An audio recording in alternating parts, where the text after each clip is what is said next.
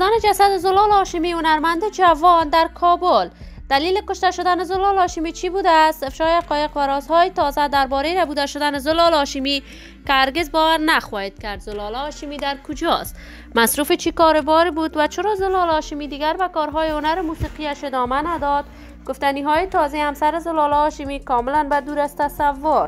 در این ویدیو پیرامون حقایق همین ماجرا خواهم پرداخت، پس در ادامه با کانال دنیا اینفو باشید.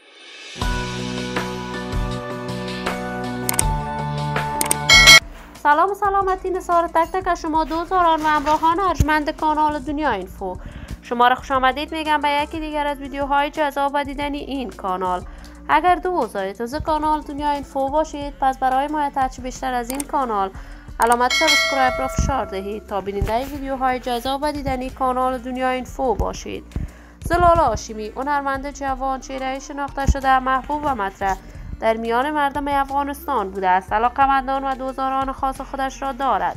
زلال هاشمی عاشقانه هنر موسیقیش را از برنامه پرطرفدار ستاره افغان تلویزیون جهانی طلوع آغاز کرد و توانست در مدت خیلی کوتاهی به اوج شهرت و محبوبیت هنری برسد.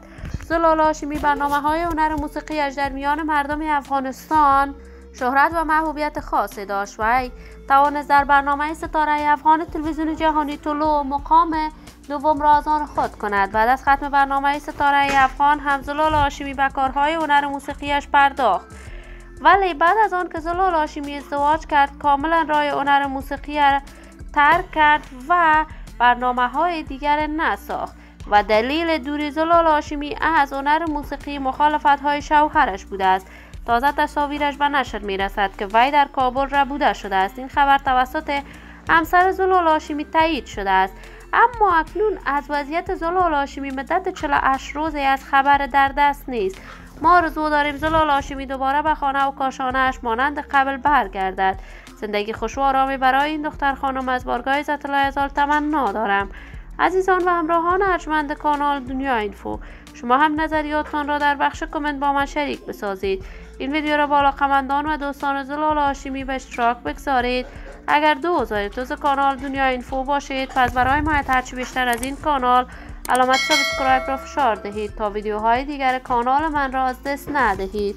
تا درود دیگر، بدرود.